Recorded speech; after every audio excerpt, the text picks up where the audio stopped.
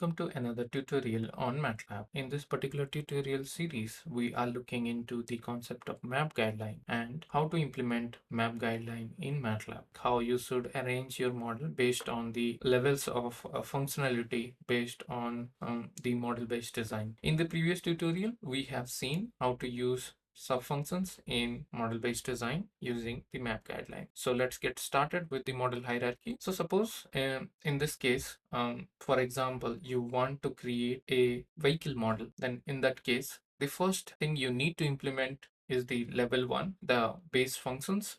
Suppose you want to start with the piston design, piston and ignition design. So in this case, you will be designing the pistons and you will be implementing the ignition cycle inside the cylinder. So all those things you will be doing. Suppose this is a 6-cylinder engine, then in that case you need to implement the same thing by copying it 6 times, and you will have a subsystem in which this entire ignition sequence will be implemented, and along with that you will have some additional components. With the help of that, you can design a engine. Basically, engine is the second level of the design. Now once you have the engine model, the engine will be also connected with multiple functions like transmission and some other things like differential. So with the help of that, you can design this entire vehicle model. With this, you can have the entire vehicle model, and these are the levels of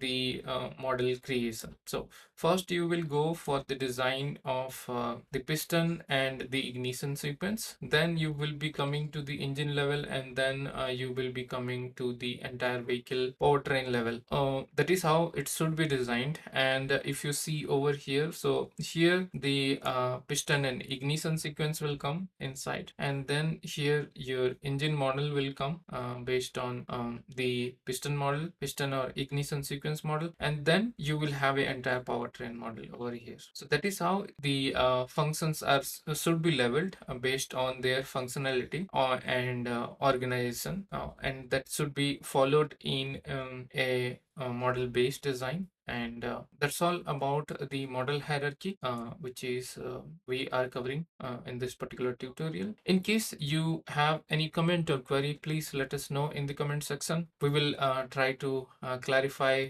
all the relevant doubts in this channel. Have a great day ahead and happy learning MATLAB. Thank you.